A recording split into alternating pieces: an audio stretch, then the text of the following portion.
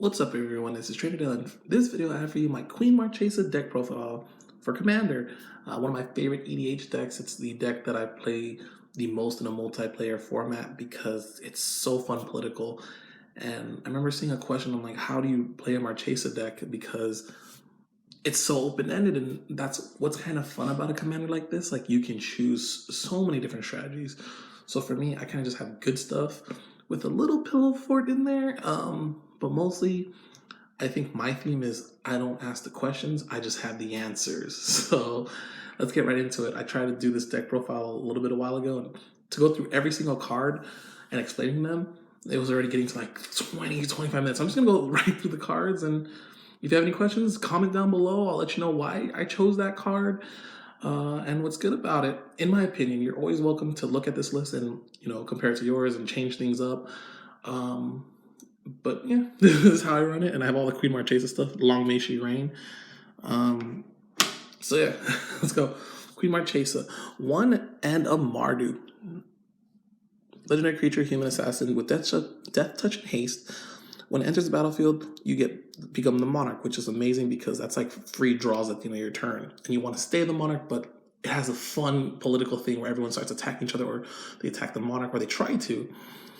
And at the beginning of your upkeep, if you're not the monarch, then you put a 1/1 black assassin creature token with death touch and haste into the battlefield to try to get it back. Everyone says that, and it is true. You're just trying to be monarch again. So the cards I play: Mother of Runes, Throne Warden, Thalia, Heretic Cathar,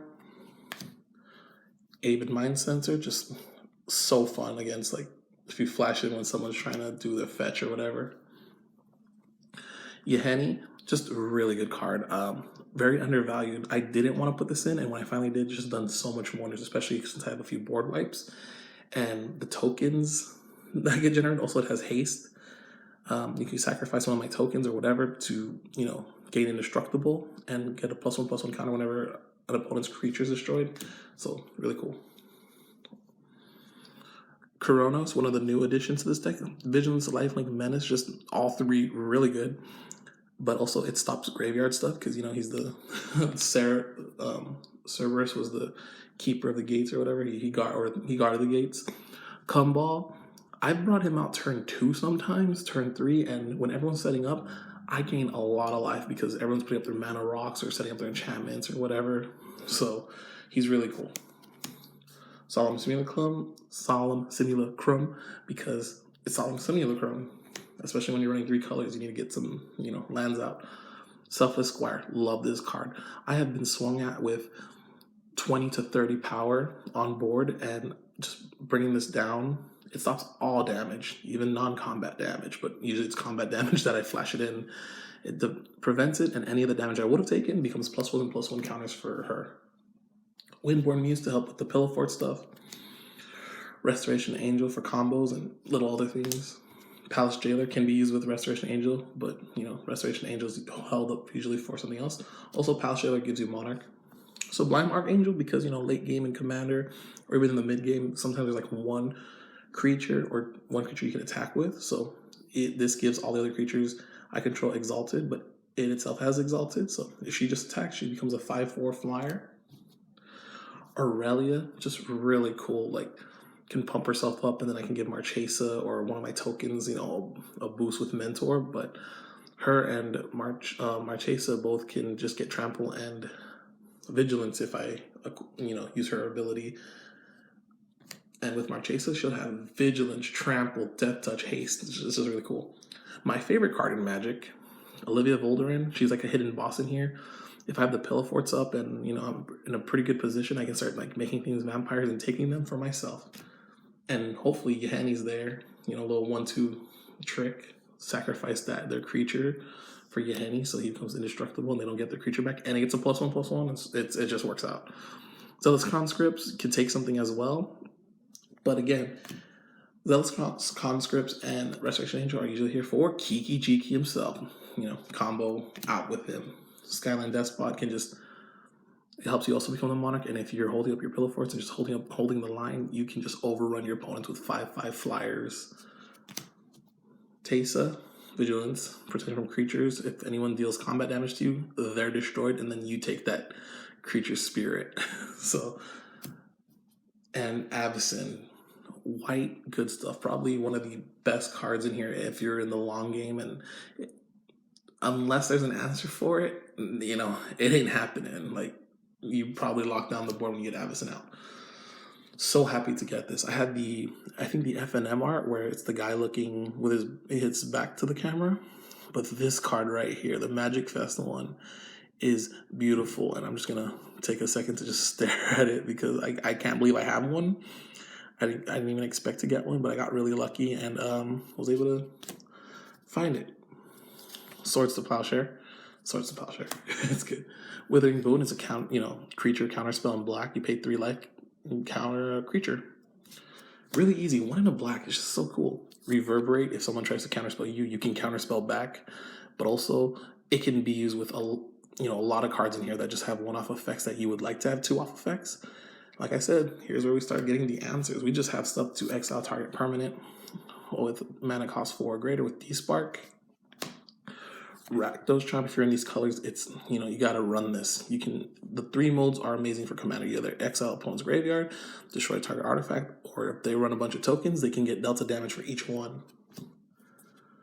Teferi's Protection, because it's Teferi's Protection. And like I said, this is, if you play it, you know how good it is. If you played against it, you know how good it is. I don't think it's overrated at all. I think if you're running white, try to get it. I mean, don't spend as much as it is right now. I was lucky enough to get the Edgar Markov deck when it first came out, so I had this.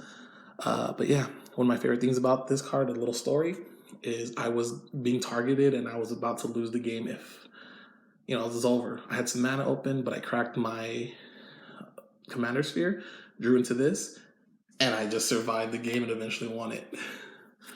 Murder, which is just destroy target creature, pretty basic, but I just love the fact that this has Queen Marchesa's flavor text. So that's why I run this one. Anguish Unmaking, just exile target non-land permanent and I lose 3 life. Crackling Doom, one of my favorite ones, where it deals 2 damage to everybody and everyone sacrifices a creature, or not everybody, but my opponents, with the greatest power among the creatures he or she controls. So it can do some work, especially when everyone has like 1 or 2 creatures. Settle the Wreckage, answer for anyone attacking. Also can be used as a political tool. If you want to protect somebody, this is one of the few cards that can say exile all attacking creatures. Like, you want some help? I got you. If you, scratch my back, I'll scratch yours. Return to Dust. If you play this with Reverberate on your turn, you're just taking out like 4 cards. But just really cool. Just overall removal for artifacts and enchantments. Utter End, just exile target non-land permanent. And like I said, if you have Reverberate with any of these cards, it just does so much good. Boros Charm. These molds are also really good. The 4 damage isn't that great, but permanence, becoming indestructible that you control, amazing, especially against Supreme Verdict. Our creatures gain double strike. Sometimes with Marchesa, I can get her a few hits off because I can bring out early. And later in the game, commander damage, I have 1 through commander damage as a win condition with this deck because Queen Marchesa can just come down and swing. Winds of Abandon, which is like Path to Exile, but you can overload it. And that's really cool because it can hit all of your opponent's creatures. Day of Judgment, because I haven't gotten Wrath of God. And, it's one of the cards that when I finally do get Wrath of God, I'll switch it out. But I kind of, it's one of those cards that I got because it was cheaper. But I just like the art a little more, honestly. It just looks clean to me. Our Revelation, which I have, and possibly other people have too, play this on your turn 3 because your opponents will set up all their mana rocks, they'll set up all these things, and you're just like, whoa, there's actually a bunch of things out on the field, and I have been able to, everyone will just play things and just, boom, blow it all up. So that's really cool because it costs 3 or less if there are 10 or more non-land permanents on the battlefield. It was like a really rare chance, but it happened, and I was like, whoa, I'm just going to do it for fun. Descend Upon the Sinful, just exile all creatures, and then it has Delirium where you get to put a 4/4 White Angel token if you have 4 or more different card types in the graveyard. Austere Command, one of the best white board wipes ever. It can just you choose 2 modes of artifacts, enchantments, creatures with converted mana cost 3 or less, or mana cost 4 or greater. And with Reverberate, everything. Just, I can't get enough of Reverberate. Merciless Eviction, which, man, if you thought Austere Command was good, this with Reverberate is amazing because you can hit Planeswalkers as well, and it's exile, so you don't have to worry about the mana cost of the creatures. You can just take out all creatures, or all artifacts, or all enchantments, or all Planeswalkers. But Reverberate, you get 2. Reverberate is a boss in this deck, I'm just saying.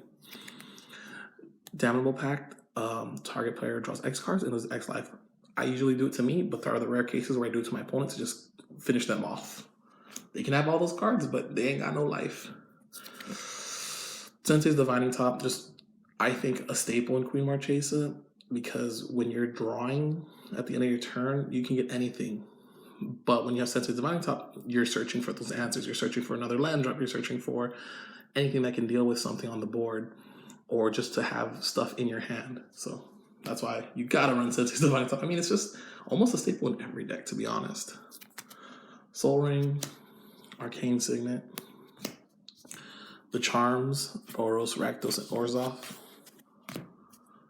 Black Blade Reforge, which is just a pet card in this deck. I just like it with Queen Marchesa. I just like to think that she's, like, she has to do it herself. She will do it herself, but +1/+1 for each land I control, and equip legendary creature has plus, you can equip it for 3, or anything else 7.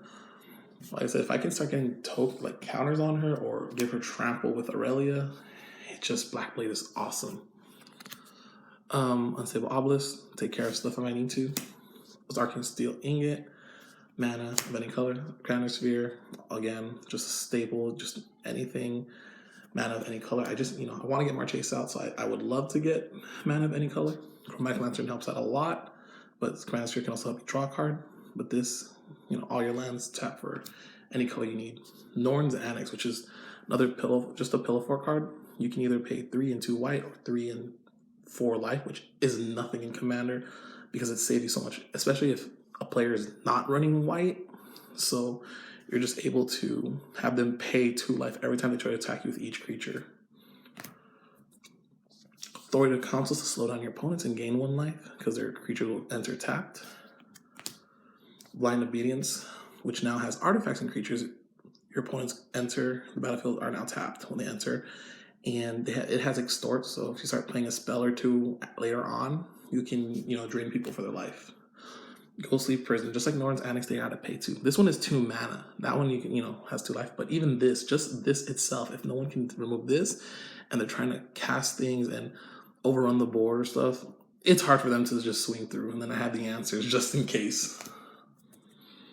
Phyrexian Arena just helped me draw some more, and I don't mind just drawing at the end. I can draw 2 in the beginning of the turn. So like I said, I'm just trying to get the answers, trying to have everything, and just hold myself down. I think this deck is that's how I built it. That's how I like to play it. Profane Procession, 3 white and a black, exile target creature, and if there are 3 or more, you transform it. This, I've taken out an Avacyn with it, and it was amazing, because for 2 white and a black, you're able to put a creature card exile with this onto the battlefield. So really cool. Not really good against commanders, because obviously they can just go back to the command zone, but against other utility creatures or things that are really good, this just amazing. I think this is another super good staple in Marchesa, Delaying Shield. If you would be dealt damage, you put that many delay counters on this, and at the beginning of your upkeep, you can remove all delay counters from it. But for each one, you have to lose 1 life unless you pay 1 and a white. So the way the Monarchy works is you have to be dealt combat damage. You're able to draw at the end of your end step every turn, but if a creature deals combat damage to you, they become the Monarch. They're the controller of that creature. But this way, if you get this out, no one's ever going to else become the Monarch. I mean, you're probably going to be targeted more often for attacks, but yeah, you won't become the Monarch. And sometimes you can just pay 1 and a white and just start lowering the damage a bit too. Smothering Tide, amazing in this deck. Just whenever opponent draws a card, you add, they may pay 2, and if they don't, you get a token. So especially if you get this out early, then you can really make good headway. You can just get ahead in the game. Spear of Safety, which is just another good card by itself. Not too bad. Creatures can attack you unless they pay X, where X is the amount of enchantments. So just by this, just 1. But if you have a few enchantments on the board, and those enchantments tax your opponent for attacking as well, it just snowballs from there. we got these Exquisite Blood and Sanguine Bond. It's just another,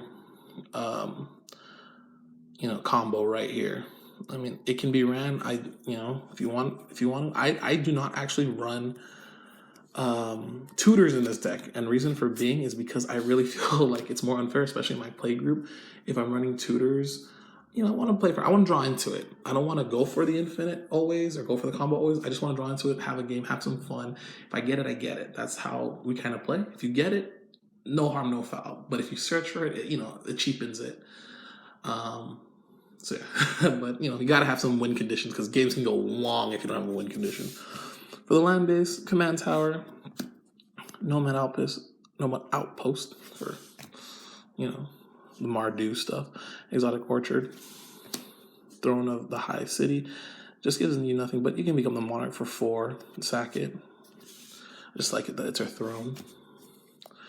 Reliquary Tower, which like I said, with all the draw power, I would like to get a Thought Vessel, but for right now, Reliquary Tower is just cool itself. Just know you have no maximum hand size, just adds 1. It's harder to get rid of because, there is artifact hate, but land destruction isn't really well looked upon. But, if I have a lot of cards and they destroy it, and it happens, they know to hit my Reliquary Tower. Rogue's Passage just help me get through.